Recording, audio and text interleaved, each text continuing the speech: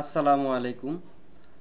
আজকে আপনাদের সামনে যেই ভিডিওটি নিয়ে আসছি সেটা হচ্ছে যে বেসিক বাই রুবেল কম্পিউটারের যেই শিক্ষার্থীরা অধ্যয়নরত আছেন তারা বেসিক বাই রুবেল কম্পিউটার থেকে যে কোর্সগুলি করতেছেন, যেখানে অফিস প্রোগ্রাম, গ্রাফিক ডিজাইন, এই যে কোর্সগুলি, এই কোর্সগুলির আমরা 3 মাস, 6 মাস, 1 বছর, 2 বছর, 3 বছর, 4 বছর পর্যন্ত যে কোর্সগুলি আছে, তো এই কোর্সের আমরা রেজিস্ট্রেশন ফর্ম কিভাবে পূরণ করব সেই প্রসেসটাই আপনাদেরকে দেখাবো।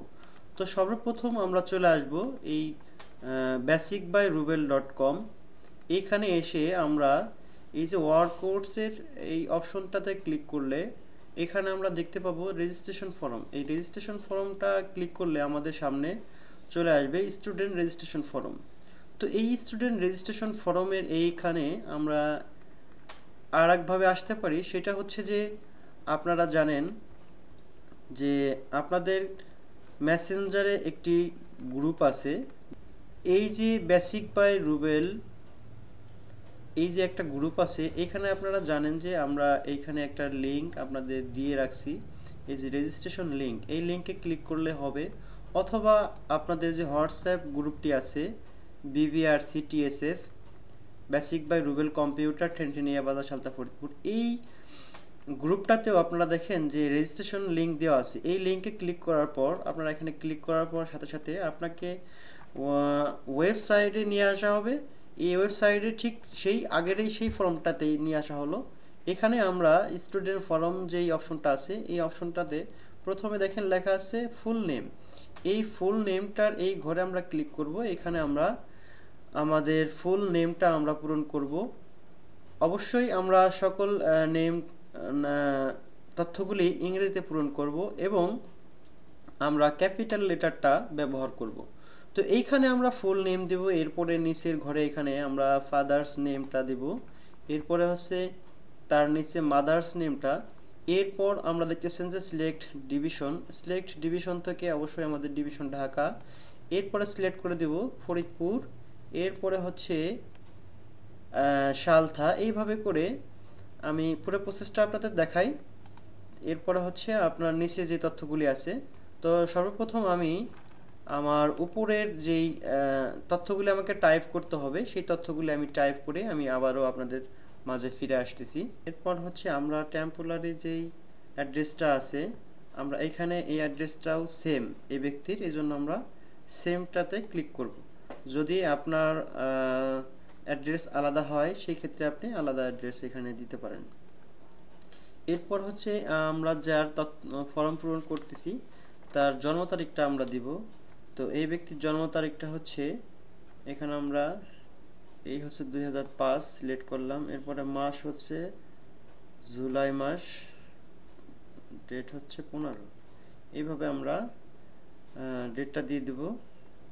এরপর আছে ব্লাড গ্রুপ, আছে ন্যাশনাল আইডি আর বার্থ রেজিস্ট্রেশন নাম্বার। তাহলে আমার এই ব্যক্তি যদি আইডি কার্ড থাকে তাহলে আইডি নাম্বার, আর যদি আইডি কার্ড না থাকে তাহলে জন্ম নিবন্ধন নাম্বারটা আমরা এখানে, এই ব্যক্তির জন্ম নিবন্ধন আছে, আমরা জন্ম নিবন্ধনের 17 ডিজিটের নাম্বারটা এই ঘরের মধ্যে লিখে দেব। এসএসসি, আমরা এসএসসিতে ক্লিক করে দিলাম। এরপর আমরা কোন কোর্সের জন্য রেজিস্ট্রেশন করতেছি সেই কোর্সটা আমরা এখান থেকে সিলেক্ট করে দেব। আমরা হচ্ছে বেসিক অফিস অ্যাপ্লিকেশনটা কোর্স রেজিস্ট্রেশন করব, আমরা বেসিক অ্যাপ্লিকেশন ক্লিক করলাম। এরপরে কোর্স ডিভিশন, আমরা কত দিনের কোর্সটা করতেছি, এখানে 3 মাস, 6 মাস, 1 বছর, 2 বছর, 3 বছর, 4 বছর, এখানে আমরা হচ্ছে 6 মাসের কোর্সটাতে সিলেক্ট করে দিলাম। এরপর আপনাকে দিতে হবে হচ্ছে মোবাইল নাম্বার। অবশ্যই মোবাইল নাম্বারটি সঠিকভাবে দেখিয়ে দিবেন যেন আমাদেরকে এখানে ভুল না হয়।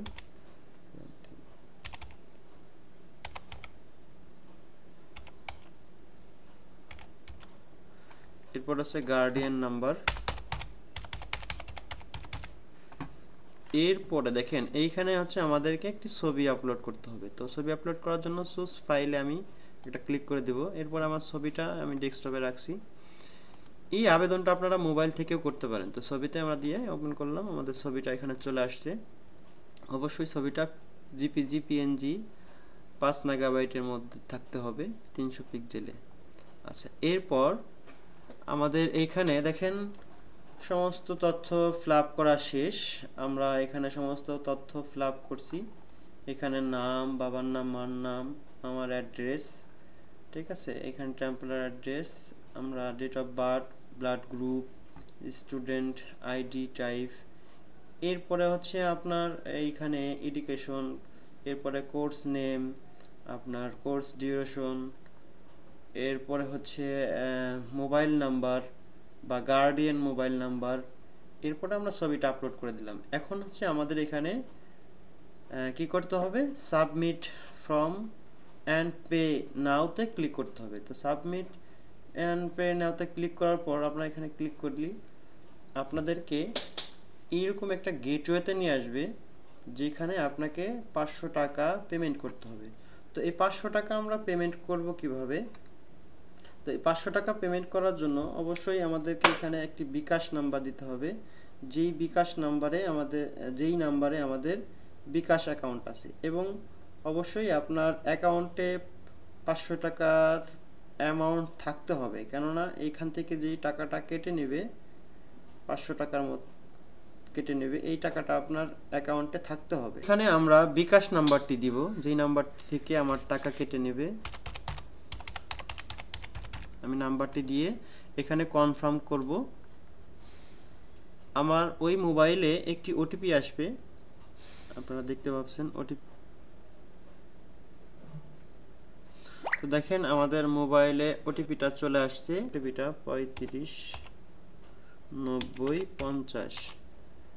এটা আমরা দিয়ে কনফার্ম করব। কনফার্ম করার পর আপনার বিকাশের পিন নাম্বারটি দিবেন। তো আমার বিকাশ নাম্বারের পিন নাম্বারটি দিচ্ছি। এরপর আমাকে এখানে কনফার্ম ক্লিক করতে হবে, তাহলে আমাদের পেমেন্টটা সাকসেসফুলি হয়ে গেছে। পেমেন্ট ইনফরমেশন এখানে আমাদের এটা হয়ে গেছে, পেইড উইথ বিকাশ।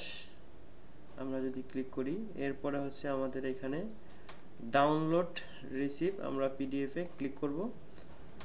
ক্লিক করার পর আপনি যেই তথ্যটি এতক্ষণ পূরণ করেছেন সেই তথ্যটি একটি পিডিএফ আকারে, এটাই হচ্ছে আমাদের যেই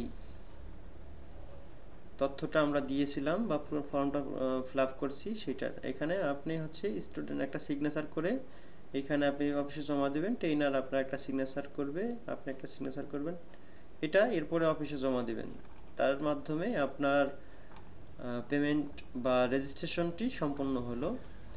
এরপরে আপনি পরীক্ষার অ্যাডমিট কার্ড, রেজিস্ট্রেশন কার্ড এইগুলি আপনি পেয়ে যাবেন। তো এই ছিল আজকের ভিডিও। ধন্যবাদ সকলকেই, ভালো থাকবেন।